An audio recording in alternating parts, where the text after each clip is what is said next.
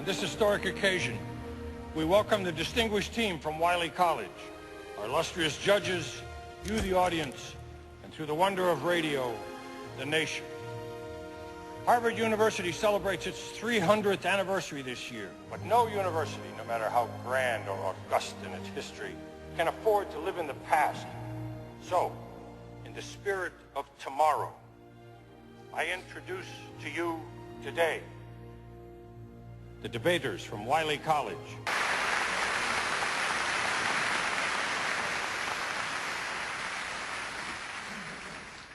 Mr. Farmer will argue the first affirmative.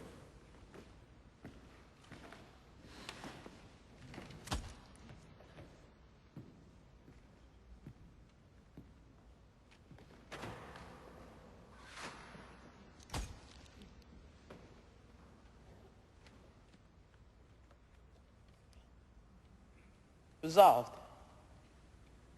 Civil disobedience is a moral weapon in the fight for justice. But how can disobedience ever be moral? Well, I guess that depends on one's definition of the words.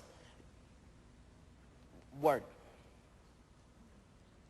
In 1919, in India, 10,000 people gathered in Amritsar to protest the tyranny of British rule. Has it started? Shh, the brother's talking. Just sit down. General Reginald Dyer trapped them in a courtyard and ordered his troops to fire into the crowd for 10 minutes. 379 died. Men, women, children, shot down in cold blood. Dyer said he had taught them a moral lesson. Gandhi and his followers responded not with violence, but with an organized campaign of non-cooperation.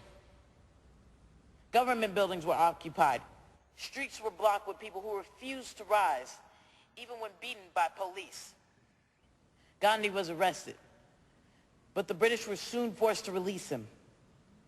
He called it a moral victory. The definition of moral: Dyer's lesson or Gandhi's victory? You choose.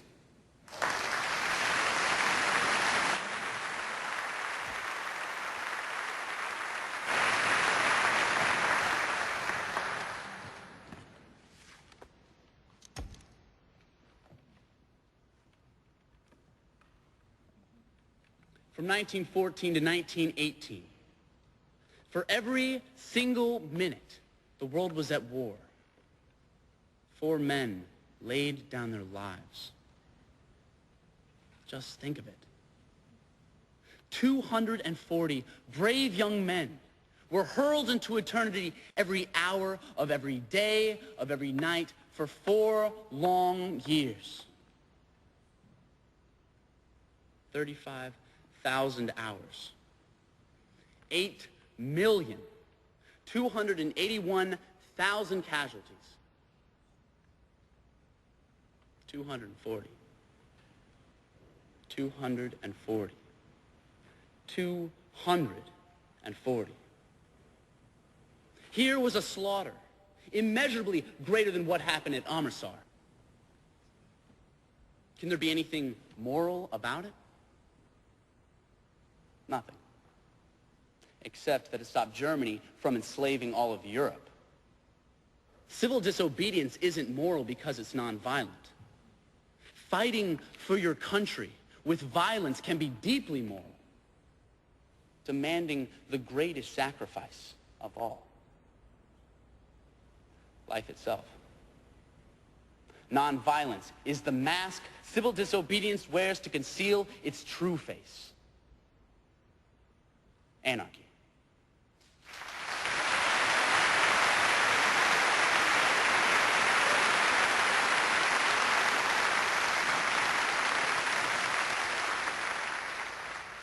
Gandhi believes one must always act with love and respect for one's opponents, even if they are Harvard debaters.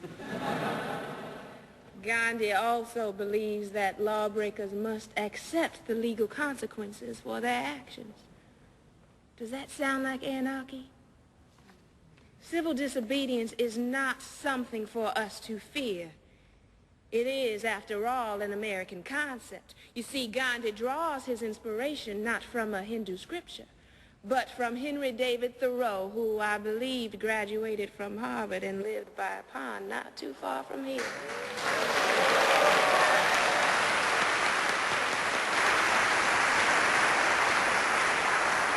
My opponent is right about one thing.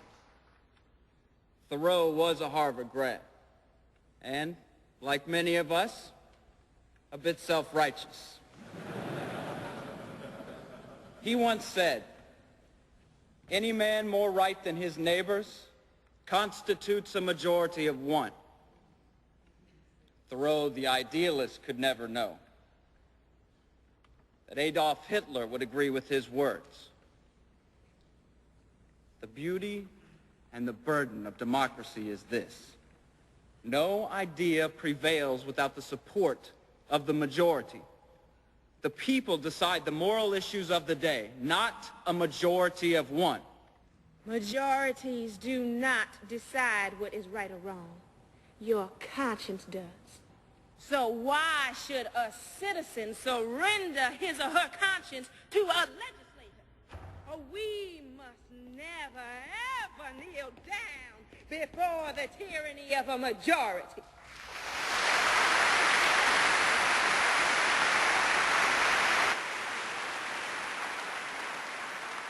We can't decide which laws to obey and which to ignore. If we could, I'd never stop for a red light. My father is one of those men that stands between us and chaos. A police officer. I remember the day his partner, his best friend, was gunned down in the line of duty.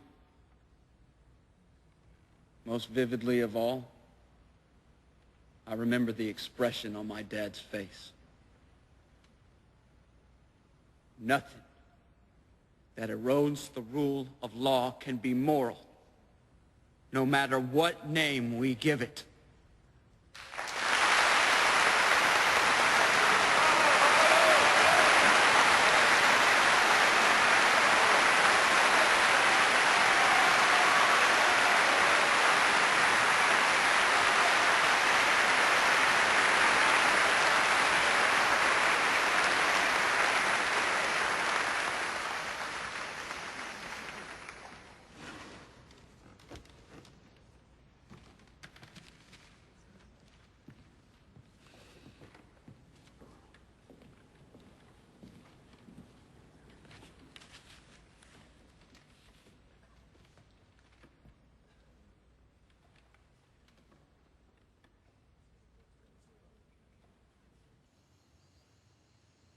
Why doesn't he say so? Shh.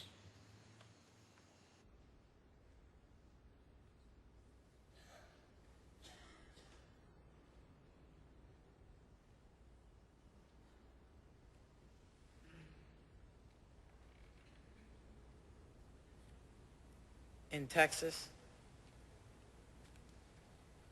they lynch Negroes. My teammates and I saw a man strung up by his neck and set on fire. We drove through a lynch mob, pressed our faces against the floorboard. I looked at my teammates. I saw the fear in their eyes. And worse, the shame. What was this Negro's crime that he should be hung without trial in a dark forest filled with fog? Was he a thief? Was he a killer? Or just a Negro? Was he a sharecropper? A preacher? Were his children waiting up for him? And who are we to just lie there and do nothing? No matter what he did, the mob was the criminal. But the law did nothing. Just left us wondering, why?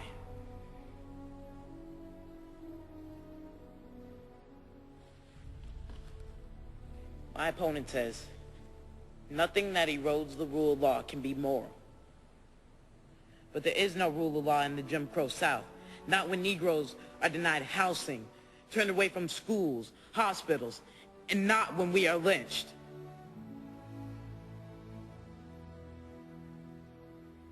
St. Augustine said, an unjust law is no law at all. Which means I have a right, even a duty, to resist. With violence or civil disobedience.